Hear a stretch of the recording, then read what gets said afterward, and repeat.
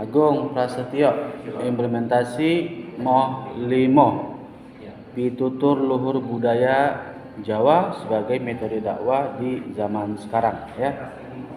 Alangkah baiknya misalnya saya kan dulu pernah sampaikan di kelas ya bahwa pembuatan judul itu harus lebih singkat, lebih ringkas, jangan kemudian terlalu banyak panjang gitu kan. Mungkin bisa kita ringkas seperti metode ini metode dakwah berbasis pitutur luhur budaya Jawa, studi kasus pada masyarakat Jawa di Kabupaten Tegal.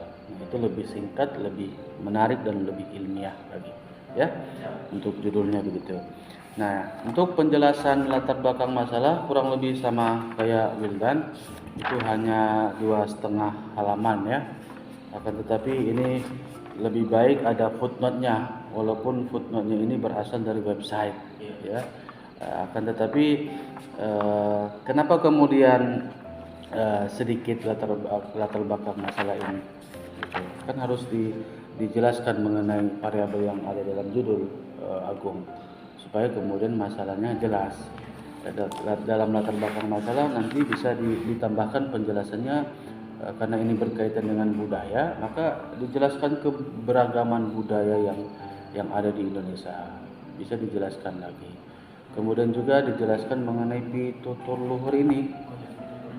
Ya, bagaimana konsepnya, kan tidak semua orang paham mengenai ini. Saya juga nggak tahu sebenarnya mengenai konsep ini. Nah, kemudian juga relevansinya dengan era sekarang, bagaimana kemudian kaitan konsep pitutur ini dengan pada saat sekarang ini. Ya kan, ada tidak nilai-nilai yang bisa kemudian kita terapkan kembali dari budaya itu? Pasti ada. Kemudian tantangan globalisasi, karena berkaitan dengan budaya, tantangan globalisasi juga penting kemudian untuk kita jelaskan. Nah, artinya poin saya, patokan kita membuat latar belakang masalah itu berdasarkan judul. Jadi pada Willen sudah saya sampaikan tadi banyak ya. Kemudian setelah itu diidentifikasi masalah. Identifikasi masalah yang hanya menuliskan 2 poin saja, harusnya 5. Nah, ini menandakan akan kekurangan atau minimnya data-data yang ada dalam latar belakang masalah. Hanya bisa mencantumkan 2 poin saja, harusnya 5, sehingga kemudian data-data dalam latar belakang masalah ini banyak dan kaya sekali gitu ya. Kemudian di rumusan masalah. Rumusan masalah yang dibikin bagaimana implementasi Molimo, pitutur luhur budaya Jawa sebagai metode Jawa. Sekarang apa saja nilai-nilai budaya? Oke. Nah, kalau bisa saya tambahkan satu lagi, apa tantangan dan hambatan dalam penerapan budaya ini ya sebagai metode dakwah. Ya kan, nanti bisa ditambahkan di poin C gitu. Kemudian ini kan banyak nih banyak tidak penelitian yang membahas tentang Molimo pitutur ini? Skripsi jurnal banyak nggak? Nah, harusnya kan bisa dimasukin dalam kajian pustaka ini. Nah, misalnya di kajian pustaka yang poin 1, jurnal Raden Muhammad Ghazali, ya kan, dengan judul Menjadi Pribadi NU Ideal. Apa kaitannya dengan topik ini? Ya kan, kajian pustaka kan secara definisi bisa kita artikan penelitian sejenis dalam artian ada kesamaan dengan topik yang sedang kita bahas. Nah, jurnal yang Menjadi Pribadi NU Ideal ini apa kesamaannya? Tidak ada kan? Nah, maksud saya cari kemudian penelitian yang sejenis dengan topik kita, dengan pembahasan kita. Makanya saya tanya tadi, kalau misalnya banyak, nah tentu itu harus kita cantumkan dalam kajian pustaka ya. Nah, begitupun di dalam, kalau misalnya banyak, itu bisa kita jadikan footnote. Ini kalau saya lihat ini kebanyakan footnote-nya dari website Agung ya. Dari website Eprin Wali Songo, jurnal ini gitu.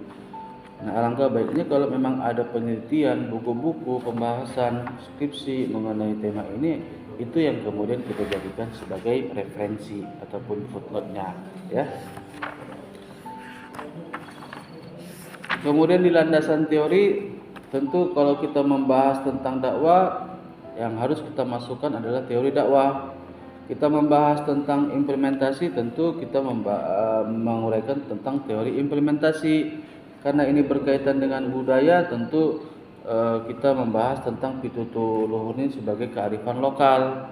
Nah, patokannya dalam merumuskan teori pada judul, ada kata dakwah, ada kata implementasi, ada kata pitutur.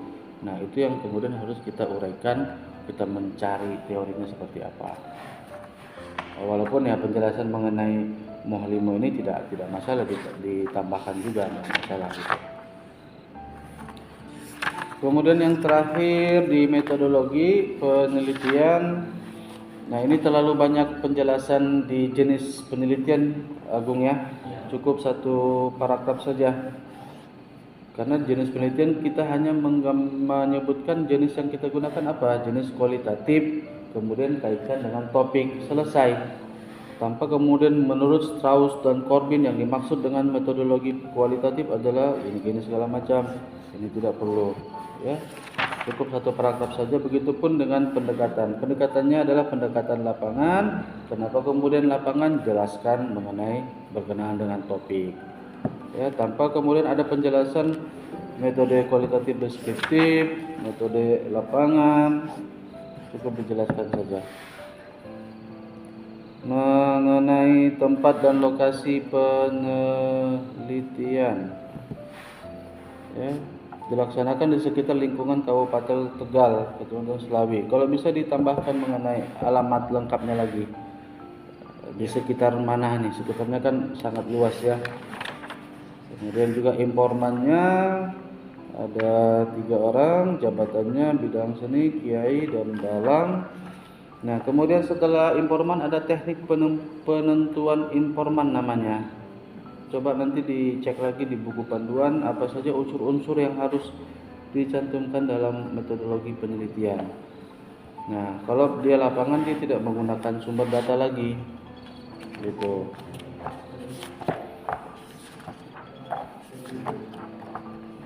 Nah, kemudian yang terakhir dalam daftar pustaka. Ini terlihat sekali daftar pustaka kebanyakan dari website. Walaupun sebenarnya boleh, tapi jangan kebanyakan dari website, ya. Harus dicarikan kembali buku-buku atau pembahasan mengenai topik yang ini. Cukup, ya. Baik, terima kasih, Agung.